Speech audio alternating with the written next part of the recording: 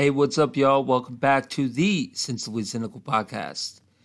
Today, I'm continuing my On the Come Up interview series. This week's guest, Griffin Williams. He is an up-and-coming singer-songwriter out of Gainesville, Florida. With roots in rock and blues, Griffin blends pop rock with elements of blues, country, and jazz.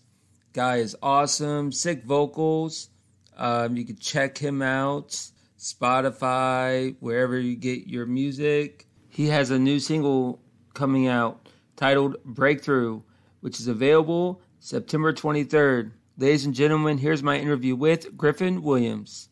All right, joining me now, he is a fantastic singer, songwriter, and guitarist out of Gainesville, Florida. Griffin Williams, what's going on, man?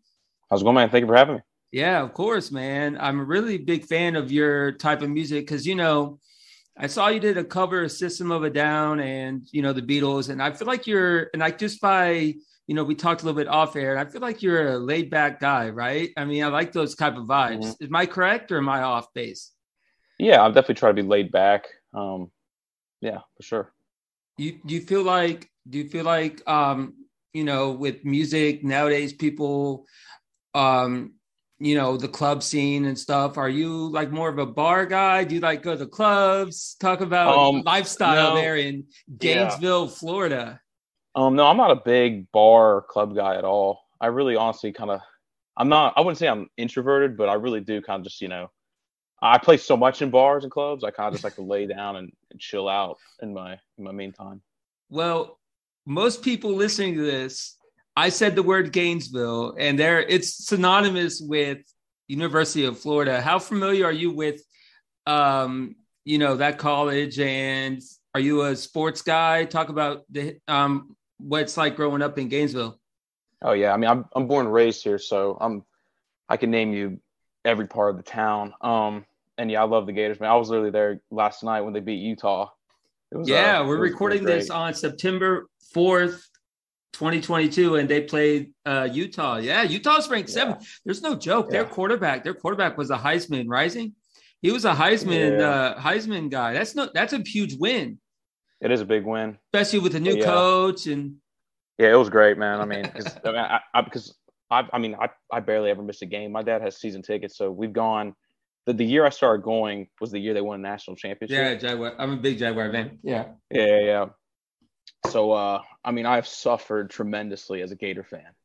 I can truly say I suffered. I suffered Will Muschamp, McElwain, Dan Mullen. McElwain. Yeah, we could talk sports all day, but let's dive into maybe the next time you come on, we'll talk more sports. But let's talk about Tempting Time. I saw, it's getting some traction a little bit on YouTube. It's the song about insecurities. Am I right or wrong on that? Is that good? A bit. That's a little bit of it. It's kind of almost multi-meaning. I'd say a little bit insecurity, a little bit of kind of trying to, almost overlooking life, I'd say, kind of getting caught up in the moment. There's definitely some insecurity about it, though.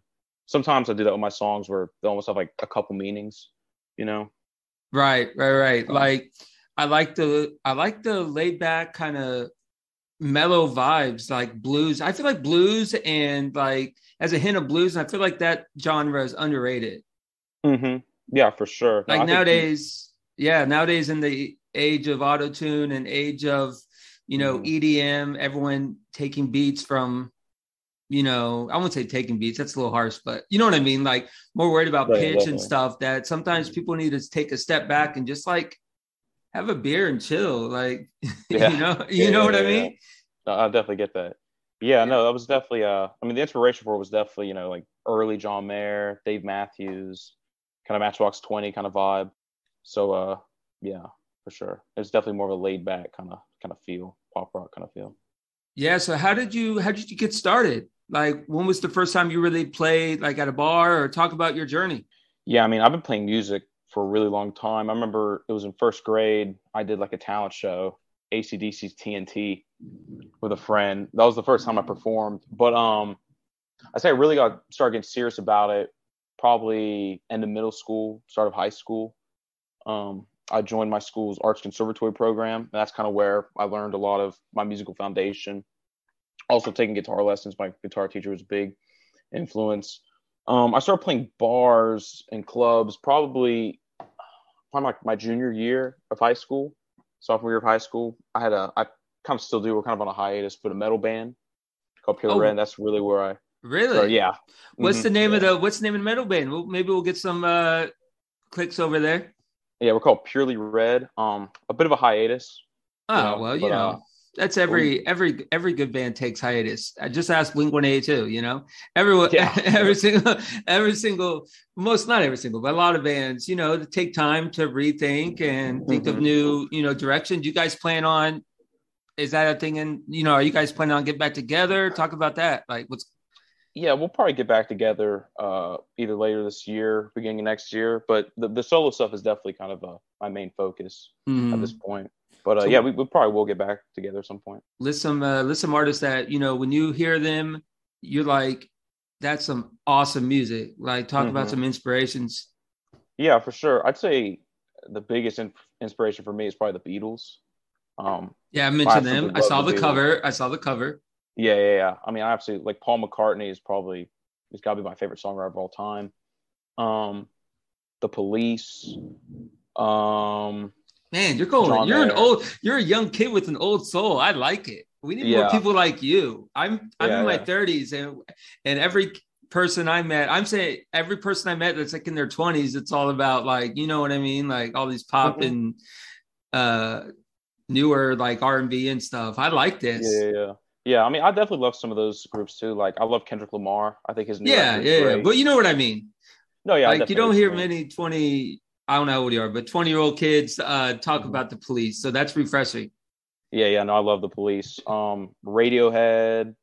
If we're going more of a metal route, I'd say Tool. System of a Down. No way. Yeah, Tool. I love H. H off Armor. H is like one of my favorite songs, bro. Hey, are you into like the grunge scene, like Nirvana? Oh yeah, I love Nirvana, and House in Chains. Deftones. I like Deftones too. Yeah. I love Deftones, Korn. If we're talking like new metal, yeah. Look up a song called "Stars" by Hum, and you'll thank me later. By Hum? Yeah, it's a band out of H-U-M. it's a band out of Illinois. They kind of got lost in the 90s. Okay. But that song has like 1 million views. Oh, okay. But it's a good song. It's a good song. Anyway, so when did Tempting Time come out? And like, was it a project that was a long time like in the works? Talk about just the process behind that song. Yeah. So I released it. I think I released it in June. I remember because my band, we actually kind of broke up, took a hiatus in January. January. That's when I really started focusing on my solo work. But that was like one of the first riffs. I remember I was writing the chord progression, that intro, boo doo doo doo on the acoustic. Yeah. And I kind of almost just like had in the back burner, same with the chorus. I eventually wrote that chord progression. Mm-hmm. But when I decided to focus on my solo work, that's where I really, took focus on that song. So it's probably, it was probably, writing it probably a week, maybe, a couple weeks, but recording it, I think I recorded it in May. I did like a 3-day session, did 2 other songs, plus that one, so 3 songs. So yeah. We talked about it, like the meaning, what I thought the meaning about it is, and you seem to agree, but do you have any more thoughts like on exactly what that song means to you? Like besides just saying it was like insecurities, do you have any more thoughts on like what your goal was going into the song? And do you think it achieved what you were looking for, like going into it? You know what I mean? Yeah. For me, I really wanted to kind of create a kind of like I'm trying to think of the sound. I had this particular sound I wanted with the acoustics and the electrics, kind of sort of, I'm trying to think of the sound, almost like Dave Matthews-y. Right. Another classic. I think it definitely achieved what I wanted it to be. I mean, obviously, when you make a song, you want it to do. I think it's at like 5,000 streams on Spotify. Yeah, it's at 300 on YouTube. That's not bad for YouTube. I mean, YouTube's hit or miss, but it's a great song. Everyone should check it out.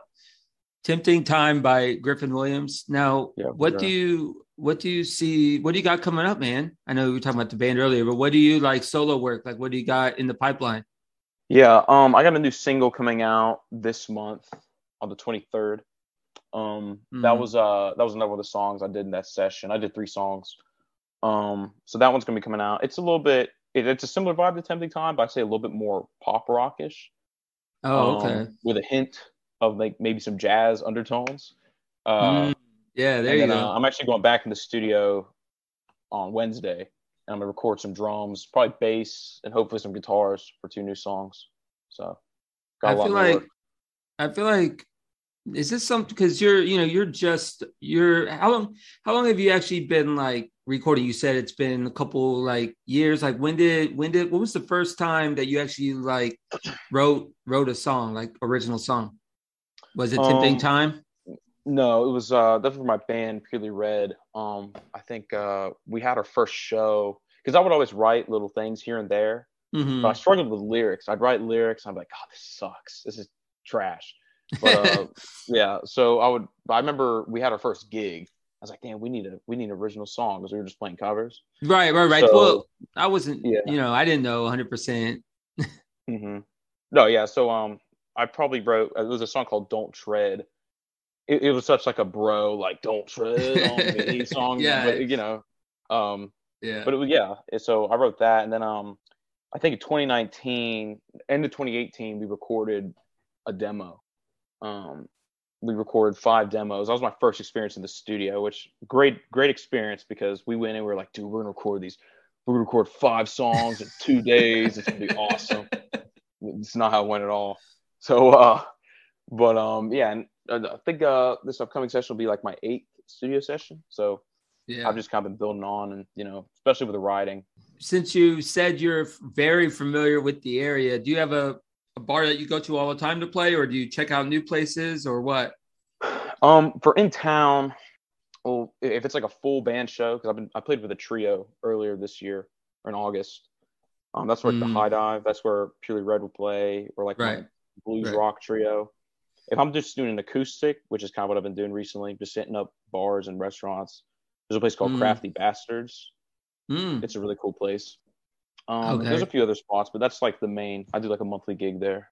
I know you said you're not a club person, but do you go outside the city to different parts of Florida, or? Oh yeah, I pretty much have to. I mean, Gainesville's a good town, but it shocks people when I say it's not like. Have you played in Jacksonville? Jacksonville's an underrated music town. Yeah. I play Jacksonville all the time. Yeah. I'm actually playing there in October with my trio. Yeah. So yeah, I had a place called Jackrabbits. Cool. Oh yeah. That's like the pun. Yeah. It makes sense. Well, I appreciate you doing this, man. When you're not playing music, what kind of hobbies? I know we talked about sports, but like, what else you be doing, man? Like when you're just chilling. Yeah. I'm big into reading. I could see that. Video games. I'm a pretty big nerd. Sports. I love football. I've actually after this in like 2 hours, I got a fantasy draft I'm doing. So interview, and then fantasy draft. It's not a bad Sunday. I got some money in that league though, so I gotta be pretty invested in that league. So this will be out next weekend. Okay, gotcha. Yeah. Griffin, this is actually episode 201. I just releasing tomorrow. I'm releasing 200 of the episodes, so I'm having a huge deal. But 201 is just as good, 201's cool, yeah.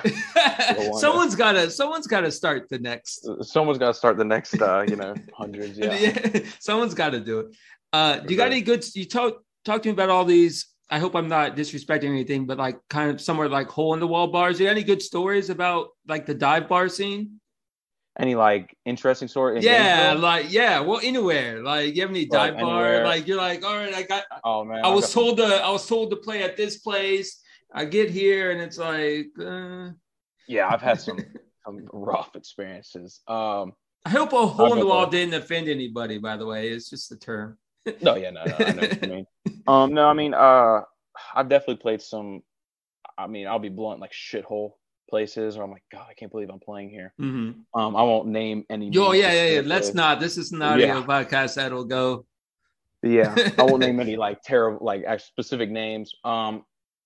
I'd say in Purely Red, that's where, because I was more metal, a rougher crowd, so it definitely depended. So far with the solo stuff, nothing too bad has happened. We were playing a gig. I mean, we were playing at the High Dive. It was packed, and people were spilling beer everywhere, falling on the floor. But it was kind of like a college kid crowd, so it wasn't too Well, bad. sure. They're all like, But some are of age, some maybe not be. Yeah, I got it. But in Purely Red, man, I mean, like, we were playing a show a little bit north from here, and like some dude broke his arm, like just fell down and broke his arm. What? I was playing in Ybor City. Yeah, like, Tampa. Okay. Yeah. And which dude, is kind of I got drunk there one night, bro. Ybor gets serious. It's underrated. It can get a little rough there too, from what I hear. But I mean, it wasn't even that late. We were playing like 5 o'clock. Uh-huh. It was like a 5 o'clock show, and literally like we did a medley of a bunch of like, popular songs. I think we were playing like One by Metallica, like the and some kid just like socks this kid in the face just out of nowhere. I look up and I see him flying through the bar. I'm like, what the hell, man? Bro, that's awesome. Yeah, I mean, I've got tons of terrible stories. It's rough. Yeah. So just mosh pits, right? What's your thoughts on the good old mosh pit? When you see one. I like a mosh pit. Yeah, man. You seem like a guy that would like a mosh pit. I could see that too. Yeah. I mean, they're definitely fun to play for. When you're playing for a mosh pit, it elevates you completely. Mm-hmm. I'd say they're fun at shows. I mean, I like to hop in one every now and then if I'm at like a festival, because we have Welcome to Rockville here, so I like to go there. Actually, you're in Chicago, right? No, I'm in near New Orleans. Oh, okay. I don't know why I thought you were in Chicago. No, I'm in I'm 5 hours from you. I'm Pensacola. Oh, okay. Gotcha. Yeah. So, but I just saw Rage in Chicago. Hopped in a little bit of that pit. We talked about it at the beginning of the podcast. What's your thoughts on, the NFL season this year? Like, do you think the Jags can surprise people, like record-wise, or do you like the Bucs to win the title? Talk about Florida sports, man. Yeah, I definitely think the Jags could go under the radar just because the division they're in is just kind of weak. Mm-hmm. You look at the Colts. I don't think the Colts are very good. The Titans kind of have Derrick Henry. Everybody else is, kind of. Yeah, there. Yeah. Yeah. And then, I mean, Houston's terrible, man. I mean, Houston sucks. I hate Titans and Titans are the biggest. I hate the Titans. Most Jag fans Most Jag fans I know hate the Titans. The Dolphins too. They're. I just don't think Tua is a guy. I don't think Tua is the man. Talk a little Florida sports. I like it. This has been fun. Griffin, where are you playing next, man? What's your next gig? I'll be in St. Pete this upcoming Friday. So September 9th. Yeah. There you go. All right, man. Well, thank you for doing this. I appreciate it. Sure, man. Where can people find your music? You can find it on Spotify, Apple, YouTube, pretty much anywhere on any streaming platform, really. So, yeah. I'm also on TikTok. I post a lot on there. Yeah. Social media. What are your social media handles? Griffin W Music. So GRIFFIN and then W Music. So. All right, man. Well, thank you so much for doing this. And you have a good one. Okay. Keep in touch. And if you have any other artists or anyone that wants to come on, just that you think, what I mean, that would be cool, chat, let me know. Okay. Mm-hmm. And I'll set something up. For sure, man. Thank you. All right, man. Have a good one. You too. All right. Bye. Before I wrap up here, make sure you get our new merch, bonfire.com/store/sensibly-cynical. Bunch of different varieties available of shirts, even the Sensible notebook. Check it all out. Amazing designs. So I got the blue shirt. I've been wearing it everywhere. Awesome. Lolo got the cup, and she says it's great. So check it out. Follow Sensibly Cynical, please, on Instagram at Sensibly Cynical Pod. Twitter, we are at Cynical Sensibly. Check out the Facebook page. YouTube is blowing up. I did Untold Stories. Spoiler, that will be released on audio next week. But that is the next episode. You can check out the video on YouTube right now. Thanks again to everybody who, pitched in for episode 200. So appreciative of, this group, this community of sorts. Thank you for listening to this episode of the Sensibly Cynical podcast. Once again, I would like to thank Griffin Williams for coming on the podcast today. Please, everybody, stay safe and take care.